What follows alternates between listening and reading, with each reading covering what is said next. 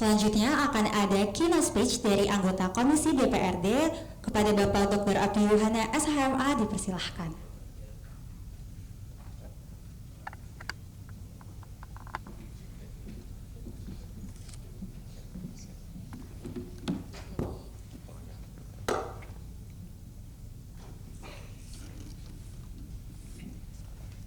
Bismillahirrahmanirrahim.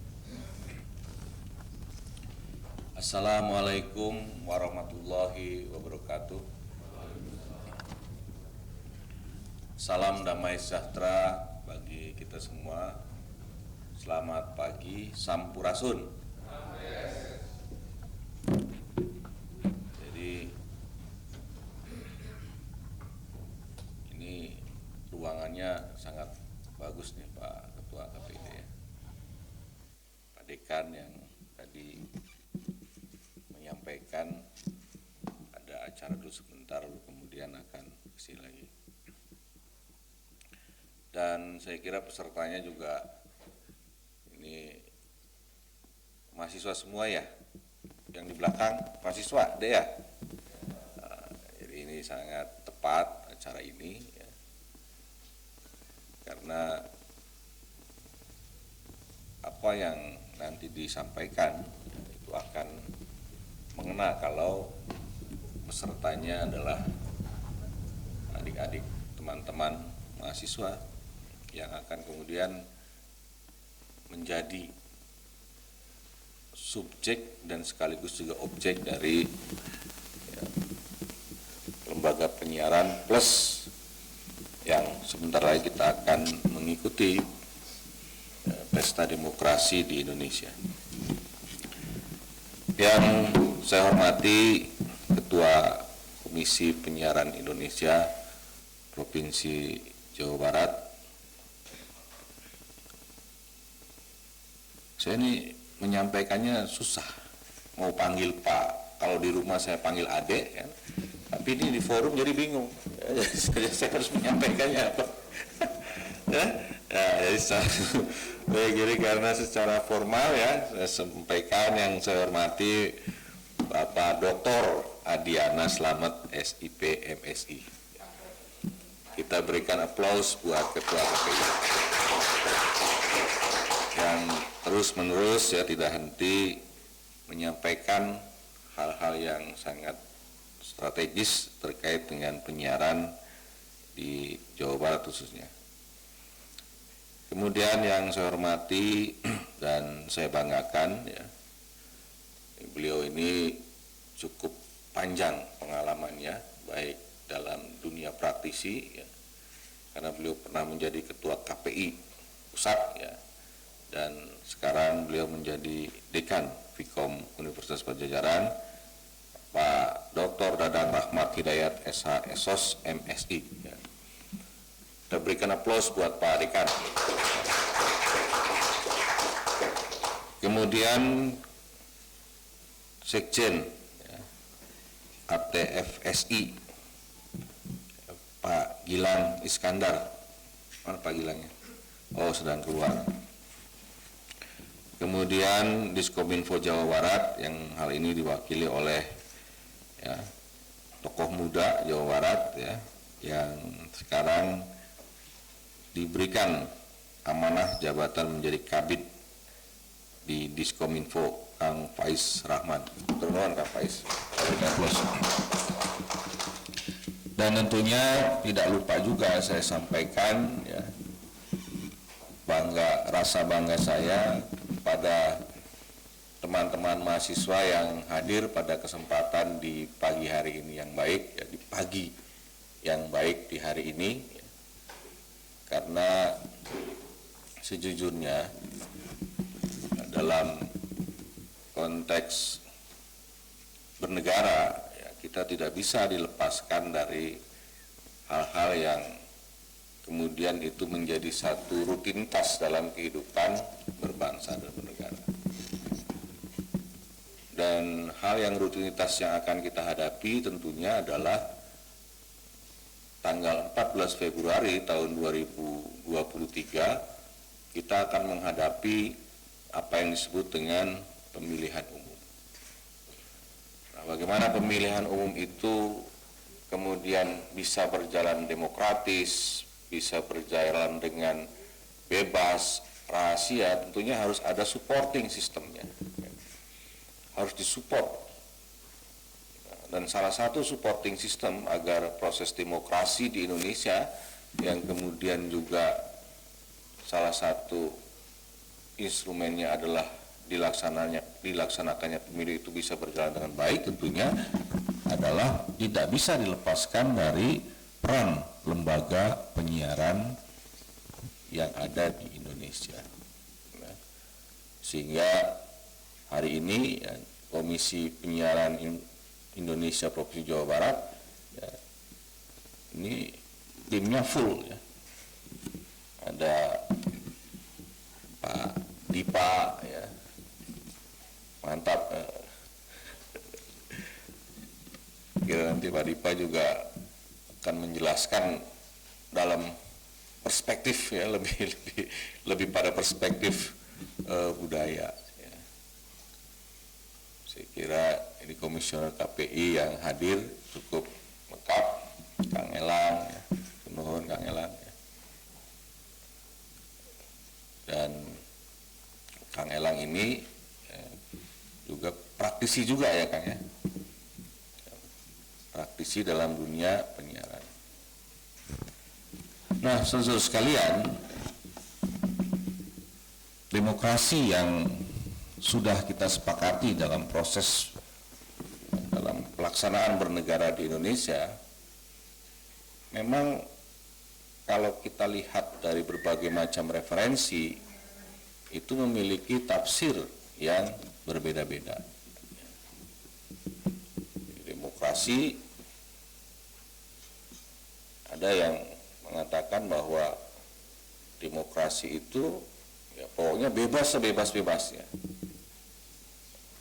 Ada yang mengatakan bahwa yang namanya demokrasi itu ya, adalah satu proses yang lebih menekankan kepada pemberian wewenang atau yang disebut dengan demokrasi substansi.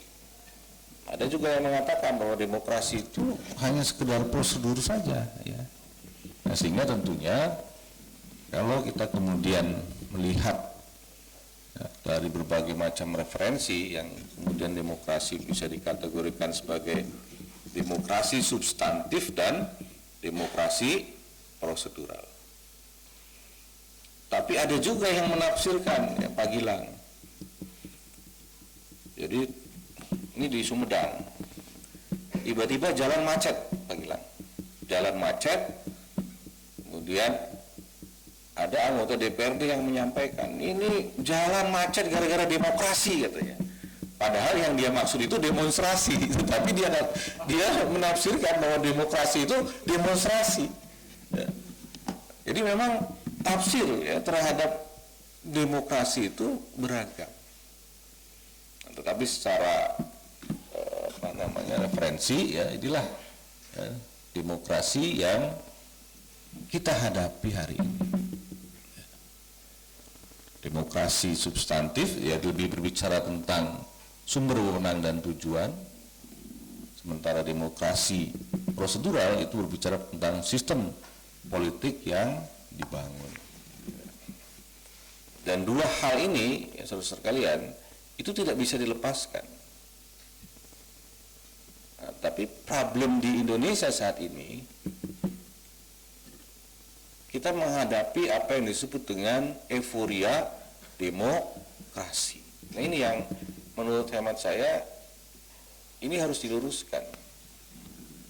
Jadi demokrasi itu hanya diandaikan sebagai ya, seolah-olah 50% per satu. Jadi apapun yang dalam proses pengisiannya dilakukan dengan suara mayoritas itu disebut dengan demokrasi. Nah, itulah yang menurut hemat saya kita ini harus dikembalikan lagi arah ya, jalan demokrasi yang ada di Indonesia. Kalau kita melihat perdebatan ya, apa yang ada di dalam pada saat pembentukan atau penyusunan konstitusi kita, ya, para founding father kita itu sudah merumuskan konsep demokrasi yang begitu bagus untuk Indonesia. Jadi tidak sekedar ya ketika berbicara demokrasi itu harus tadi ya harus bicara mayoritas, bicara 50% plus 1. Ya. Tetapi demokrasi yang diandaikan di Indonesia itu adalah bagaimana semua representasi ya, kekuatan politik yang ada di dalam negara itu turut serta untuk membicarakan tentang negara. Ya, seperti apa yang kita ketahui, yang namanya representasi negara itu ya tidak hanya partai politik saja. Mari kan punten ambil di payung. Jadi yang namanya demokrasi itu ya, para founding father kita mengandaikan bahwa semua kekuatan yang ada dalam negara itu turut serta dalam merumuskan arah bernegara. Jadi tidak hanya representasi partai politik saja, tidak hanya representasi daerah saja. Makanya di dalam Undang-Undang Dasar 45 yang sebelum dilakukan perubahan ada juga yang disebut dengan representasi fungsional golongan, yang kemudian dianggap ya karena representasi fungsional atau utusan golongan itu dalam penempatannya pada saat zaman Orde Baru itu lebih kepada ya, konspirasi, orang ditunjuk sehingga kemudian itu dihapus. Padahal dalam hasil rumusan para founding father kita ya, ada yang disebut dengan representasi politik melalui jalur partai politik. Ada representasi daerah melalui tentunya utusan-utusan daerah. Dan ada representasi fungsional atau representasi golongan yang itu mewakili tadi ya, selain golongan, adat, kemudian kelompok minoritas ya.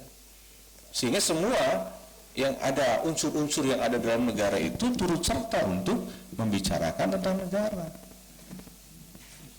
Dan prosesnya tentunya tidak hanya sekedar dilakukan dengan apa yang disebut dengan mayoritas demokrasi. Karena hari ini di negara-negara maju ya, konsep mayoritas demokrasi itu sudah ditinggalkan. Sekarang ini sudah bergeser kepada apa yang disebut dengan konsensus demokrasi. Demokrasi yang lebih mengedepankan kesepakatan yang kemudian dalam terminologi yang dibangun oleh para founding father kita disebut dengan musyawarah.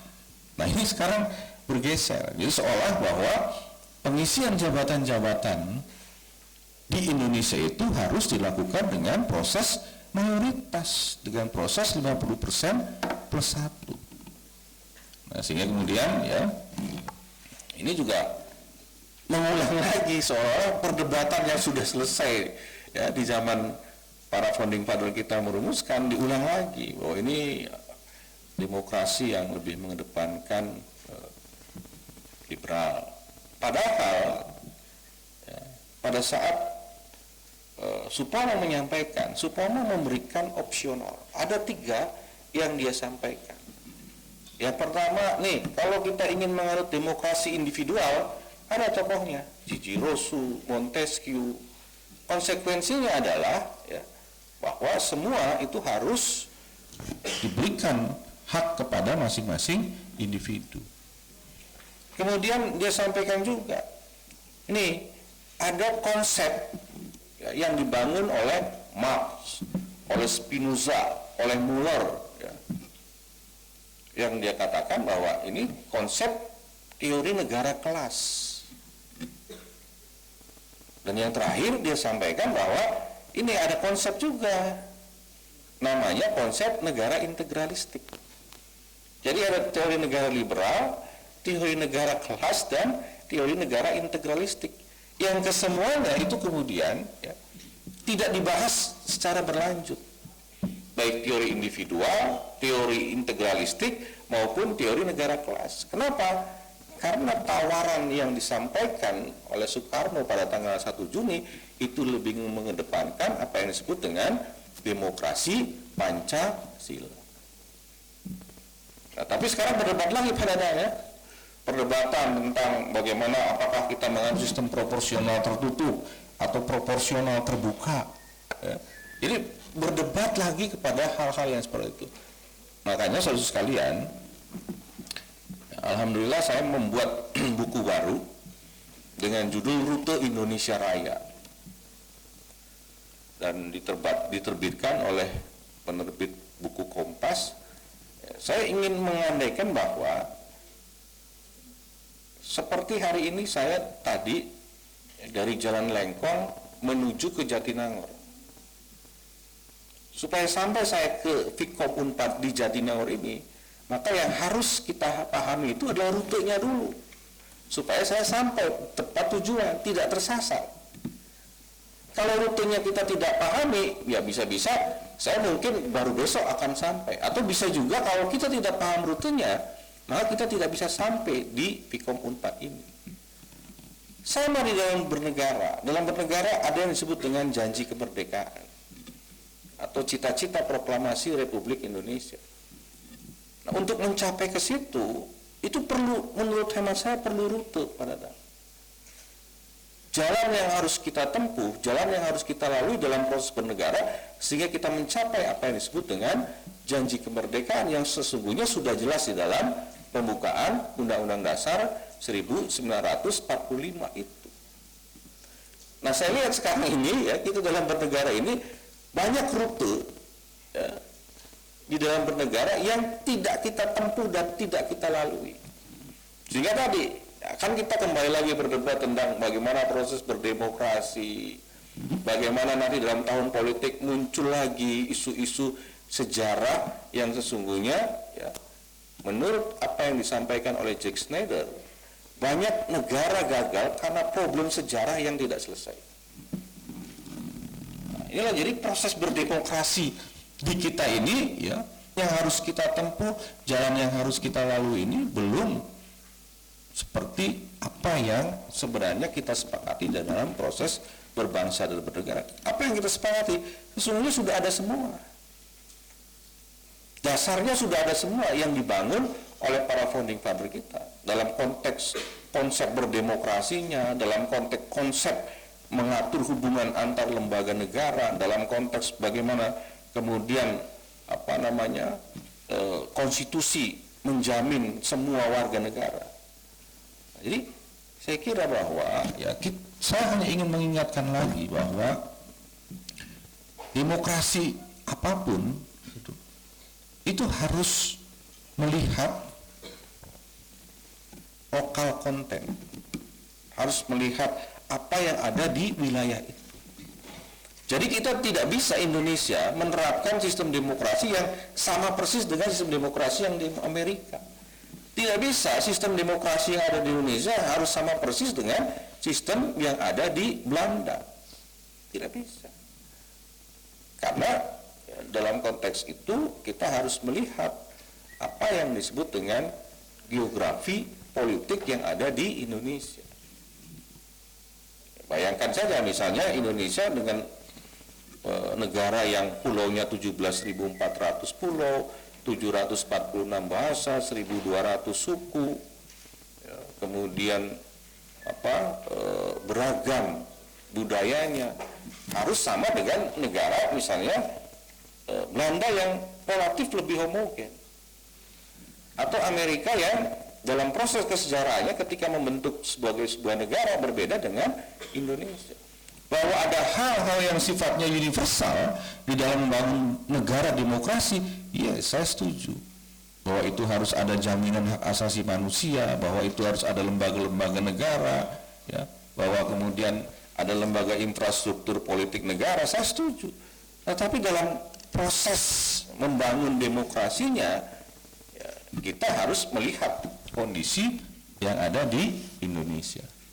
Kemudian selanjutnya,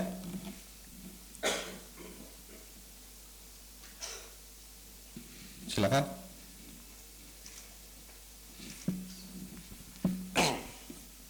Nah, ini yang disampaikan oleh Aaron Litzpak, ya, dia katakan bahwa ya, kalau demokrasi ada mayoritarian demokrasi dan ada konsensus demokrasi. Ya, konsep mayoritarian demokrasi sekarang sudah ditinggalkan di negara-negara modern, ya, lebih masuk kepada apa yang disebut dengan konsensus demokrasi. Kemudian selanjutnya,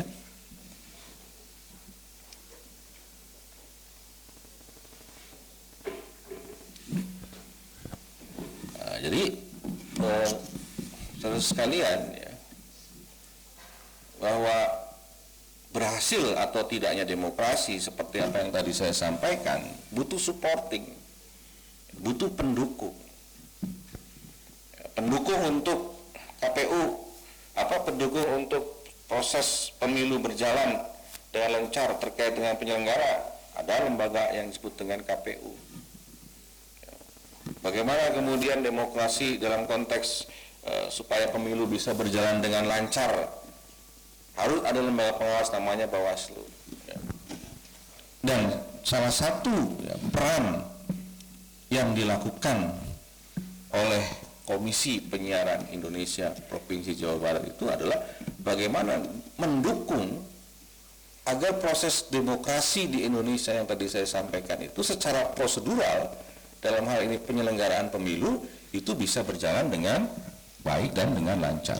Contohnya, ya, bagaimana kemudian tadi disampaikan oleh Kang Faiz, bagaimana menyampaikan literasi, menyampaikan edukasi, ya, pentingnya pemilu bagi sebuah negara. Saya tidak yakin, ya, di antara teman-teman mahasiswa yang hadir hari ini tahu berapa jumlah peserta pemilu tahun 2024 nanti. Coba, ada yang tahu nggak kira-kira berapa jumlah peserta pemilu tahun 2024? Kalau ada yang tahu, saya kasih buku Rute Indonesia Raya. Coba berapa jumlah peserta pemilu?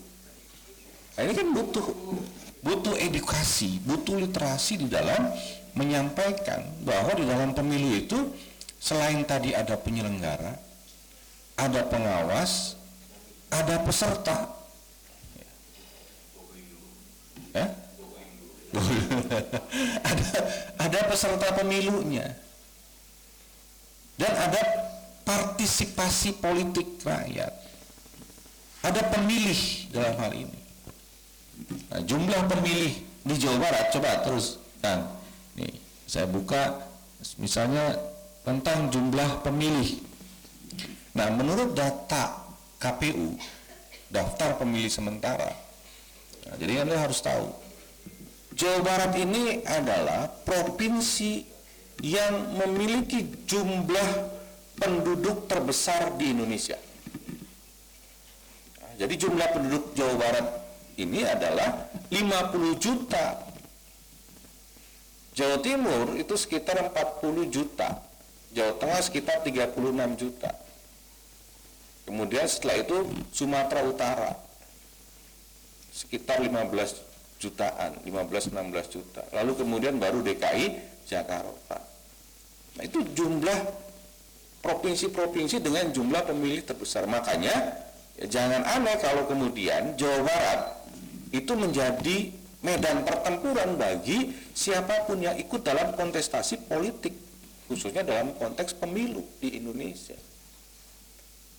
Nah, dari 50 juta penduduk itu, jumlah pemilih yang sudah tercantum dalam daftar pemilih sementara DPS yang dikeluarkan oleh pemilu adalah 35.769.992. Jadi 35 juta. Jadi kalau di Jawa Baratnya mayoritas, ya, Kang Galuh, ya, nah, ini sangat luar biasa. Nah, dari 35 juta itu kemudian dipetakan ada pemilih laki-laki dan ada pemilih perempuan. Saya kira kalau kita lihat ini tidak jauh berbeda. Laki-laki 17.900, perempuan 17.700. Jadi selisihnya 200.000 pemilih antara laki-laki dan perempuan. Makanya dalam pemilu yang lalu ya, kita misalnya mendengar istilah emak-emak ya, karena dianggap emak-emak ini lebih loyal ya sebagai pemilih yang datang ke TPS. Nah, dari kita lihat ya persentase kehadiran pemilih itu yang hadir ke TPS paling itu sekitar maksimal 75 sampai 80% yang datang ke TPS. Nah, teman-teman mahasiswa yang hari ini mungkin sekarang semester berapa kebanyakan? 4 ya, berapa? Ada yang 3, ada yang 4, berarti ini ada yang kali pertama masuk ke TPS, betul nggak? Ada yang baru nanti akan masuk ke TPS? Ada? Atau sudah semuanya? Oh, belum. Ya, kayak saya tadi Pak Ketua ya, ini sangat tepat kalau ya peserta yang dihadirkan di dalam diskursus terkait tentang pentingnya lembaga penyiaran dalam konteks ya, mensupport pemilu agar bisa berjalan dengan lancar, ya saya kira adalah pemilih-pemilih pemula yang nanti hadir di TPS pada saat ya pemilu nanti, baru pertama kali. Nah, jumlah TPS-nya 140.502 dari 5.957 desa dan kelurahan yang ada di Jawa Barat. Kalau jumlah desanya sekitar 5.132 ya. Kemudian kecamatannya 627 kecamatan dan 27 kabupaten kota. Nah, inilah ya Pak Dadang, kami DPRD juga terus berikhtiar agar Jawa Barat ini maju. Salah satunya adalah mendorong ya, Jawa Barat ini untuk dilakukan daerah otonom baru. Karena ini sangat berpengaruh. Bayangkan Jawa Barat yang penduduknya 50 juta, itu kabupaten kotanya hanya 27, Pak Dadang. Sementara Jawa Timur yang penduduknya 40 juta, itu kabupaten kotanya ada 38. Desanya 8.000. Kita desanya cuma 5.132. Jawa Tengah penduduknya 36 juta, kabupaten kotanya 35. Bayangkan ya, kita yang 50 cuma 27. Jawa Tengah 35, Jawa Timur 38, desanya Jawa Tengah dan Jawa Timur itu sekitar 8.000. Apa konsekuensi dari banyaknya jumlah kabupaten kota dan desa? Coba ada yang bisa jawab nggak, teman-teman mahasiswa? Apa konsekuensinya? Konsekuensinya adalah terkait dengan proses pembangunan yang ada di provinsi tersebut. Semakin banyak provinsi, itu semakin banyak mendapatkan anggaran dari pemerintah pusat. Semakin banyak desa, semakin banyak anggaran yang diberikan dari pemerintah pusat kepada pemerintah desa. Selisih dana desa antara Jawa Barat dan Jawa Tengah itu sekitar 2 triliun. Bayangkan. Hari ini dengan adanya dana desa, ya, jalan hampir semua itu sudah bagus infrastruktur jalan. Karena tadi dana desa. Nah, kalau uang yang diberikan pemerintah pusat kepada pemerintah daerah lebih banyak, ya tentunya pembangunannya akan semakin maju dan semakin baik.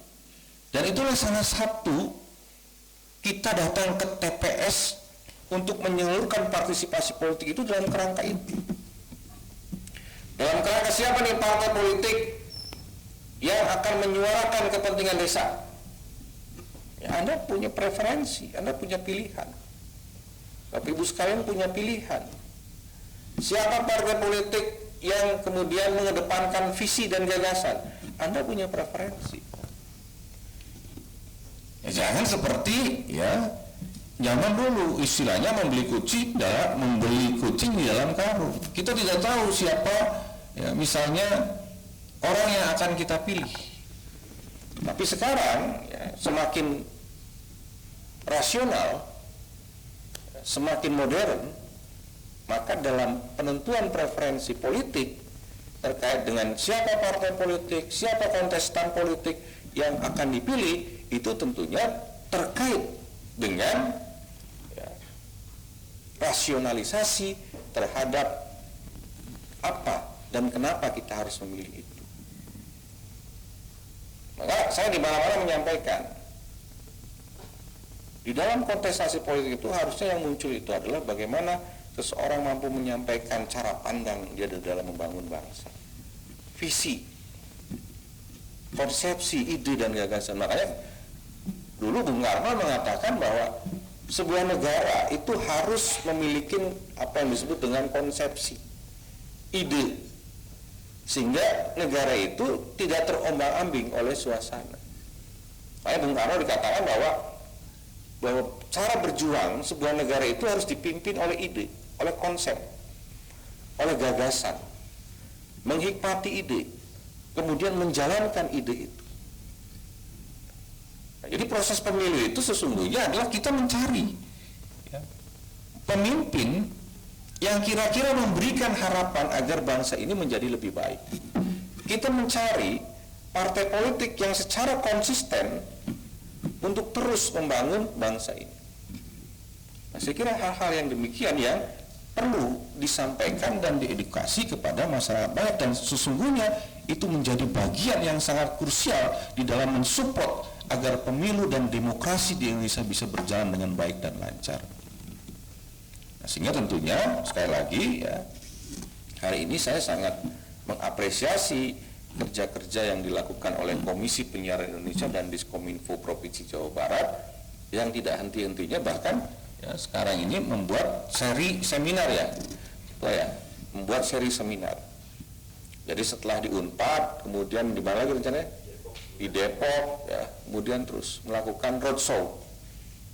Tetapi yang harus diingat tentunya, ya, sekali lagi bahwa message, pesan yang dilakukan oleh Komisi Penyiaran Indonesia itu harus sampai kepada masyarakat.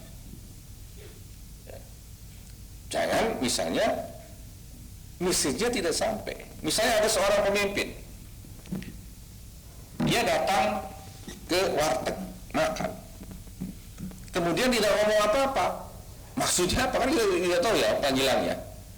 Tetapi kemudian kalau seorang pemimpin datang ke warung Tegal makan, kemudian kita menyampaikan bahwa warteg itu tidak kalah dengan restoran-restoran cepat saji.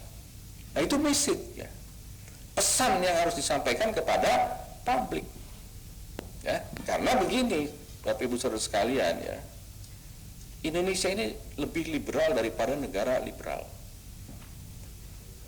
Misalnya gini, banyak ya kita menemui rumah makan yang berlabel asing, dan dia harus bersaing ya, dan kita punya rumah makan lokal harus bersaing dengan rumah makan asing itu. Sementara tujuannya sama.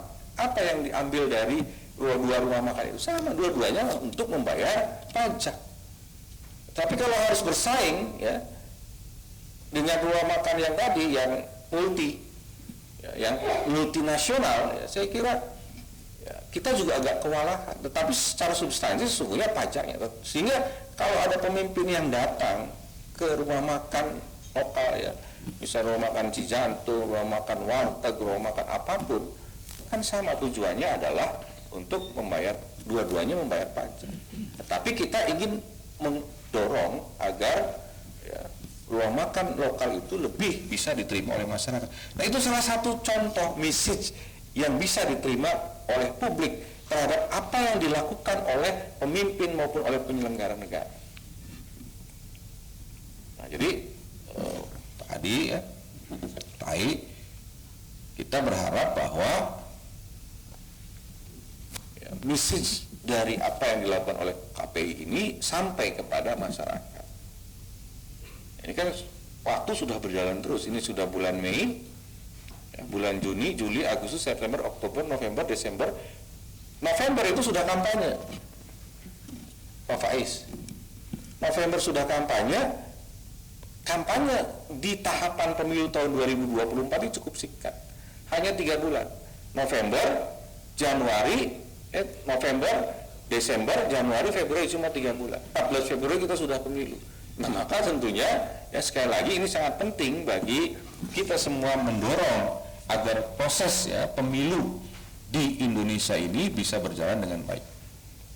Ya, kita tahu bahwa dalam sejarah pemilu ya, dari mulai pemilu 55, pemilu 71, pemilu 77, pemilu 82, pemilu 87, 92, 97, 99 sampai sekarang ya, itu memiliki ya, hal yang terus berbeda. Ya, kita tahu misalnya dulu pemilu tahun 55 perseorangan pun Pak itu bisa jadi peserta pemilu Pak, perseorangan. Kemudian geser tahun 71 waktu itu ya, peserta pemilunya masih agak banyak. Sudah tahun 77 peserta pemilu hanya diikuti oleh berapa peserta? Diikuti oleh 2 partai politik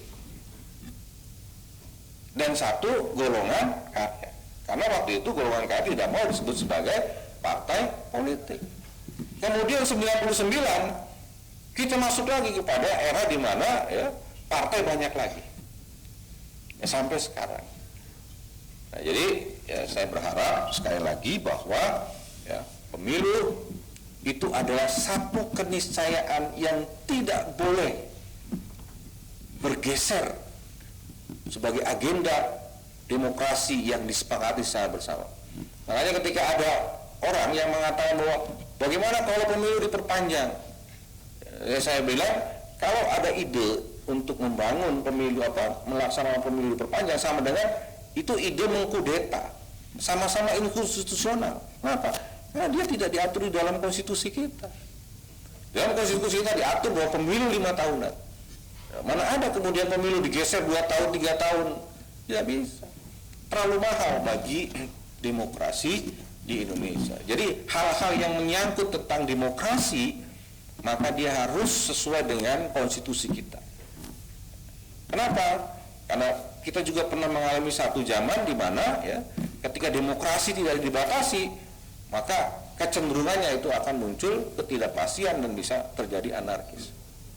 Sehingga kemudian kita menyepakati bahwa di Indonesia ini pilihannya adalah menganut demokrasi konstitusional, di mana demokrasi kehendak rakyat ditinggikan, tetapi jangan lupa dia juga dibatasi oleh aturan main, oleh peraturan perundang-undangan yang disebut dengan demokrasi konstitusional.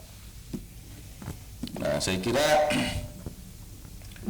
kita semua sepakat bahwa demokrasi harus berjalan dengan lancar. Kita semua sepakat bahwa pemilu tidak boleh bergeser dengan alasan apapun. Dan kita juga sepakat pemilu tidak boleh diperpanjang, ya, karena itu cukup mahal biayanya. Pemilu harus sesuai dengan agenda politik kita yang disebut dengan sirkulasi 5 tahunan, karena dan disitulah rakyat memiliki kedaulatan. Ya, dalam negara demokrasi idealnya begitu. Idealnya ya, siapa partai politik yang memiliki ide gagasan dan berhasil melaksanakan itu yang dipilih. Nah, tetapi di dalam pengalaman sehari-hari ya, nanti pada tanggal pemilu 14 pada waktu 3 hari masa tenang ya, berarti mulai tanggal 11, 12, 13 itu nanti akan muncul spanduk Pak Dekan ya, menerima money politik tapi pilihan beda gitu kan. Nanti menerima sembako ya karena saya juga pelaku juga gitu. Pelaku yang tahu di lapangan ya, tahu di lapangan bagaimana pada saat hari H menjelang hari H itu yang namanya amplop itu berseliweran, yang namanya sembako itu semua tuh. Itulah kita yang harus kita edukasi bahwa masa sih ya pilihan kita selama 5 tahun ditukar dengan uang 50.000. Masa sih pilihan keyakinan kita, harga diri kita ya kemudian hanya ditukar dengan sembako yang hitung-hitungannya hanya 70.000, bahkan dalam proses pilkada itu hanya cukup sabun dengan sikat gigi Pak dibagikan. Nah, saya kira inilah salah satu bagian-bagian krusial di mana dalam proses pemilu ada pra-nya, di mana peran lembaga penyiaran, kemudian pada hari H dan pasca hari H. Nah, saya kira sekali lagi saya ucapkan terima kasih tentunya kepada Komisi Penyiaran Indonesia Provinsi Jawa Barat, kepada Pak Dekan Fikom Unpad ya, yang sangat senior dan sangat memahami tentang penyiaran, kemudian juga Pak Gilang ya. Pak Gilang juga memiliki peran penting karena memiliki organisasi yang terkait dengan proses salah satunya penyiaran ya, dan seluruh ya teman-teman mahasiswa yang hadir pada kesempatan hari ini. Saya berharap marilah ya kita bersama-sama menjaga proses demokrasi di Indonesia ini harus terus menjadi lebih baik, dan demokrasi menjadi lebih baik tentunya karena partisipasi dari kita semua dan berjalannya lembaga-lembaga yang diberikan wewenang secara atributif melaksanakan kewenangan yang tentunya semuanya bisa menjadi bagian untuk bersama-sama membangun demokrasi di Indonesia. Saya kira itu yang bisa saya sampaikan dalam kesempatan yang baik hari ini ya. Semoga pertemuan hari ini akan selalu ya, mengingatkan kita sebagai sebuah negara ya, sebagai individu yang ingin terus berpartisipasi untuk Indonesia ke depan yang lebih baik. Dan tentunya ya, saya berharap KPI juga jangan lelah dengan henti-hentinya untuk terus melakukan kebaikan agar semuanya bisa berjalan dengan baik, dan dengan konsep ya trihelik antara kampus, kemudian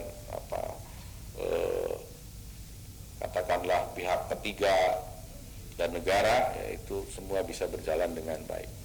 Terima kasih sekali lagi saya ucapkan. Ya, semoga apa yang kita lakukan hari ini mendapatkan ridho dari Allah Subhanahu Wa Taala, Tuhan yang Maha Kuasa. Terima kasih. Assalamualaikum warahmatullahi wabarakatuh.